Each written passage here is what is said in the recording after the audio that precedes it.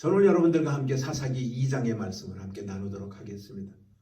어제에 이어서 어제는 사사기는 암흑기다 그랬어요. 어두운 세상이 돼버렸다 그랬어요.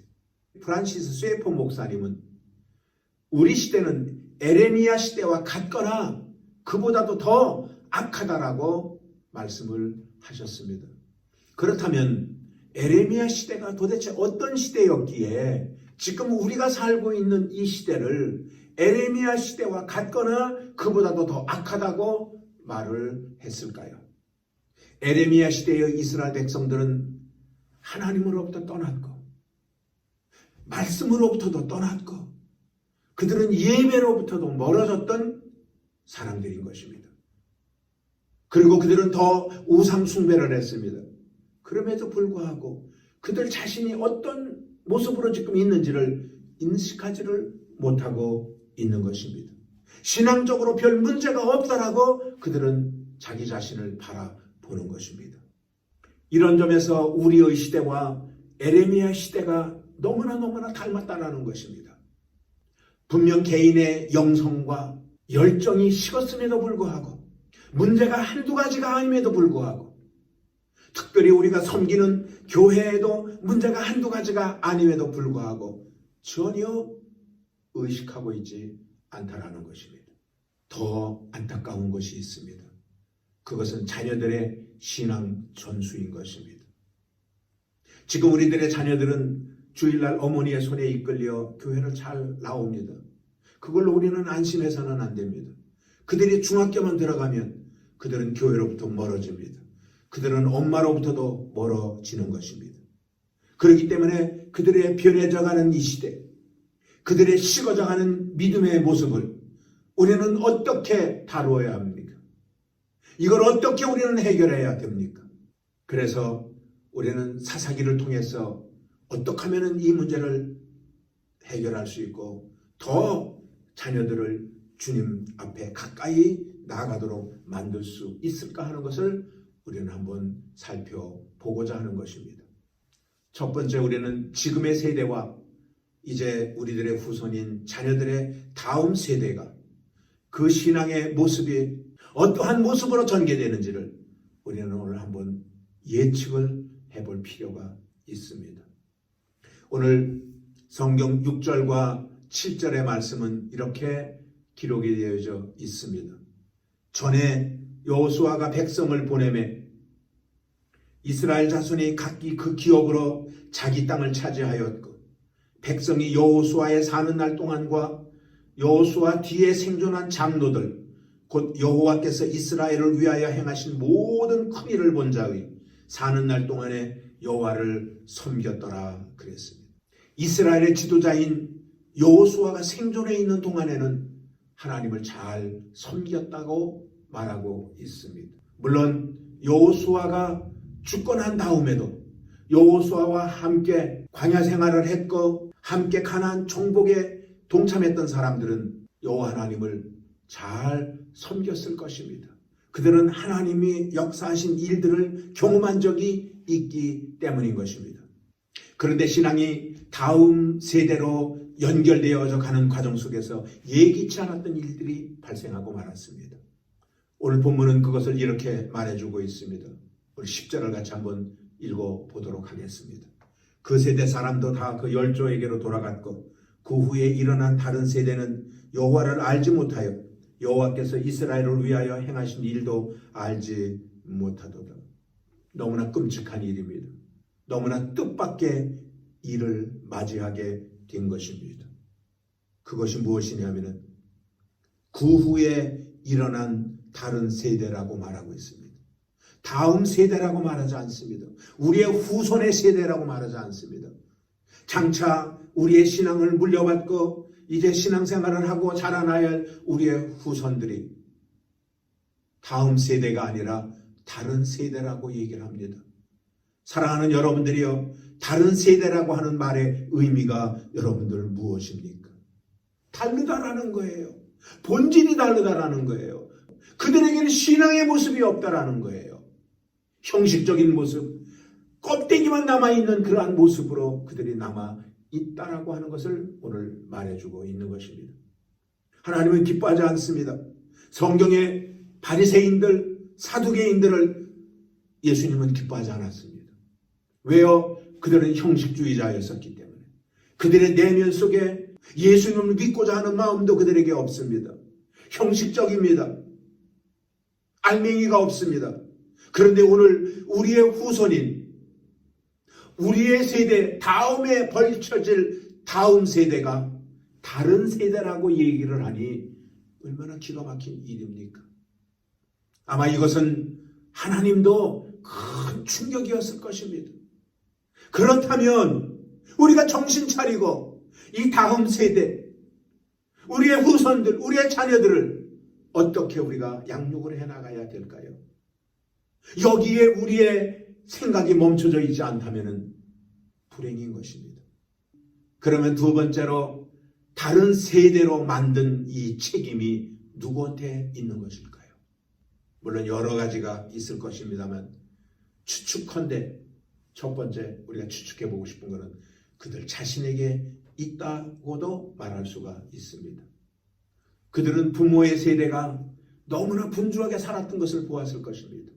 오직 가나안 정복만을 위해서 삶을 살아왔던 부모의 시대를 그들은 눈여겨보았을 것입니다.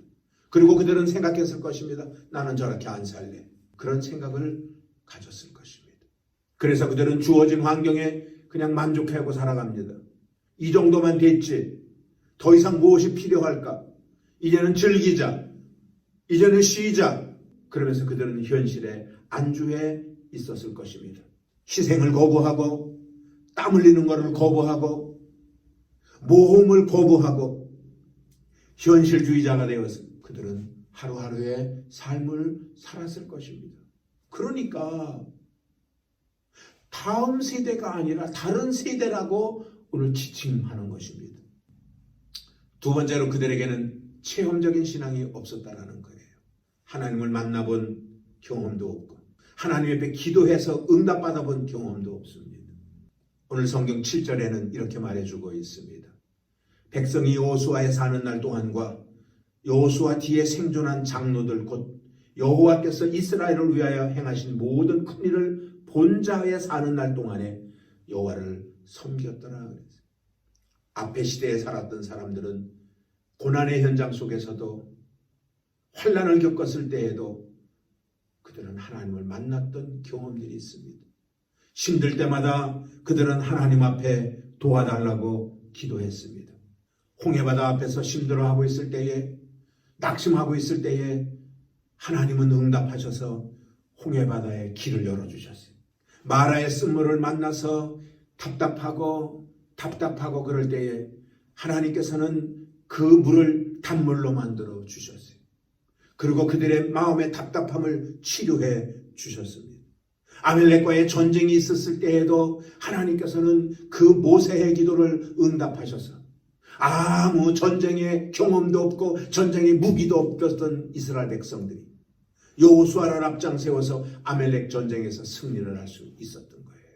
그러니까 앞서간 시대의 사람들은 경험이 많습니다. 하나님을 만났던 경험이 많습니다. 응답받았던 경험이 많습니다. 그러니까 신앙을 잃어버리지는 않는 거예요.